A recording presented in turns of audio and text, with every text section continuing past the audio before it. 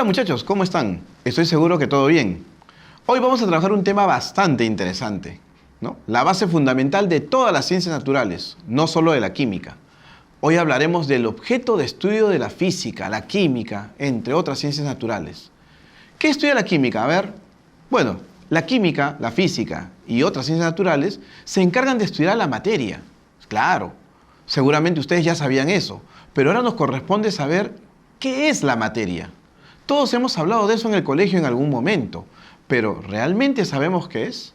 A ver, empecemos. Probablemente en el colegio han hablado de esto y muchos me dirán que la materia es todo aquello que tiene masa y volumen. Algunos me dirán que es todo aquello que ocupa un lugar en el espacio. Todos son buenos conceptos, pero vamos a algo más general, pues necesitamos algo que no tenga ninguna excepción. La luz es materia, por ejemplo. ¿Qué opinan ustedes? En general, para poder tener un concepto más amplio, diremos que la materia es todo aquello que existe en el universo. Claro, acá tenemos el detalle de la existencia. Los ángeles existen, Goku existe. Lamento decirles que, objetivamente, Goku no existe. Quizás algunos de ustedes dirán, profesor, pero para mí Goku sí existe. Ok, no hay problema, yo respeto eso. Pero Goku no es objeto de estudio de nuestras ciencias naturales.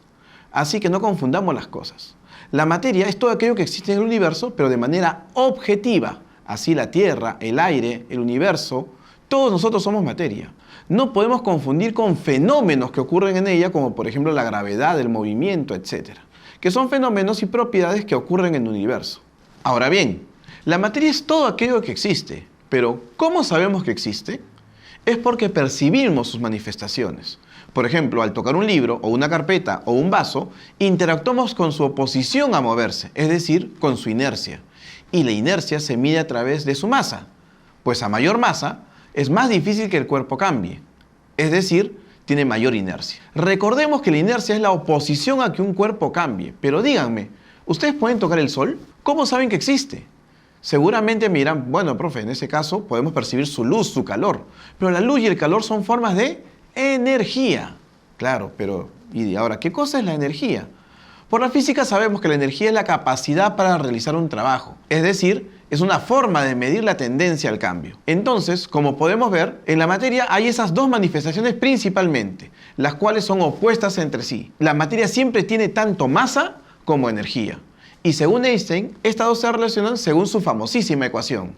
Esto implica entonces que la materia siempre está en constante cambio, pero ¿qué tipo de cambios puede sufrir la materia? Bueno, los cambios que la materia puede sufrir son físicos, como por ejemplo cuando el agua se solidifica, no deja de ser agua, por eso es un cambio físico. Otros ejemplos es cuando un cuerpo se mueve o cuando rompemos una hoja de papel. También tenemos los cambios químicos, que son aquellos en donde las sustancias modifican su identidad, como por ejemplo cuando se pudre un trozo de carne o cuando quemamos un trozo de papel. Ahora bien, miremos esta situación, ¿no? Yo tengo moléculas de hidrógeno y moléculas de oxígeno, con las cuales formo moléculas de agua. En este fenómeno químico podemos ver si es que los átomos han cambiado su identidad, dejaron de ser de hidrógeno y oxígeno. No. Por eso es de que los cambios químicos se caracterizan por modificar la identidad de las sustancias que se involucran en conjunto, pero los átomos involucrados en el proceso siguen siendo los mismos. Existe un tercer tipo de cambio, que es el nuclear, en los cuales los átomos cambian su identidad totalmente.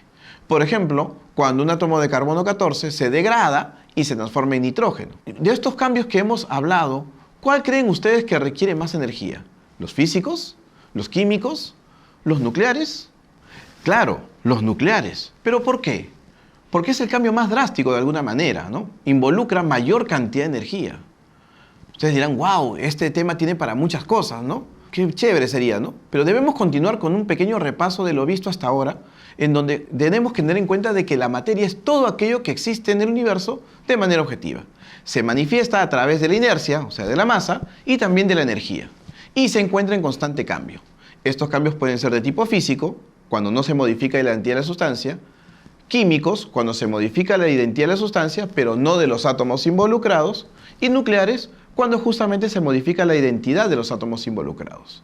Ahora bien, díganme, ¿en qué se diferencia un poco de sal cuando el agua pasa de sólido a líquido? En este tipo de cambios se caracteriza porque la sustancia involucrada no modifica su identidad. En este caso, este poco de agua. Claro, en sus características podemos ver de que no hay ninguna diferencia, ¿no?, entre el agua y la sal. Pero estas características que van a tener, podemos nosotros considerarlas de una mejor manera. ¿Cómo podemos considerarlas? justamente a través de algunas propiedades como la longitud, el volumen, la masa. Estas propiedades, al manifestarse o medirse y no modificar su identidad del cuerpo, se denominan propiedades del tipo físicas. Pero también tenemos propiedades del tipo químicas, en las cuales obviamente son aquellas que cuando se manifiestan o miden, cambian su identidad. Como por ejemplo el carácter ácido-base, o por ejemplo la capacidad de combustionarse o quemarse de algunas sustancias, ¿no? Estas propiedades son las que cuando se pueden determinar van a modificar sus propiedades, sus características. Ahora, ya sé que ustedes me van a preguntar, profesor, ¿y también habrán propiedades nucleares? Y la respuesta es sí, por supuesto. Pero esas propiedades solamente se manifiestan en condiciones muy especiales y no las percibimos, por lo que sería tema de otra clase que en este caso no se va a dar en esta oportunidad. Otra forma de clasificar las propiedades es según si se presentan en todo tipo de materia o no. De esta manera tenemos a las propiedades generales, que son aquellas que están en todos los cuerpos, como la masa, el volumen, la longitud, etc. Todos los cuerpos tienen, ¿no?, justamente estas características. Pero también existen las propiedades particulares como el brillo, la acidez, etc. ¿Acaso todos los cuerpos brillan? ¿Todos los cuerpos son ácidos? No, pues no. Justamente las características particulares son los que me van a ayudar a determinar qué tipo de sustancia es. Y por último tenemos otra forma de clasificar a las propiedades por la forma en la cual se relacionan entre la parte y el todo, ¿no? Por ejemplo, el volumen, la masa, va a depender de la cantidad de materia que yo esté trabajando. A eso se le llaman propiedades extensivas. Pero, por ejemplo, cuando no dependen de las cantidades de sustancia, decimos que es una propiedad intensiva. Por ejemplo, si yo tengo 1 litro de agua, esta hierve a 100 grados Celsius, asumiendo que estoy a nivel del mar. Y si yo tengo 2 o 3 litros de agua, seguirá ebulliendo a 100 grados Celsius, asumiendo también obviamente que seguimos a nivel del mar. Por eso se dice que la temperatura de ebullición es una propiedad del tipo intensiva, porque ya sea de 2 litros o de 5 litros, es la misma para la misma sustancia. Bien, chicos y chicas, seguramente tenemos muchas cosas más por hablar, pero eso es todo por este video. Espero que les haya gustado y en el siguiente hablaremos de otras cuestiones tan o incluso más interesantes aún. Un fuerte abrazo. Nos vemos.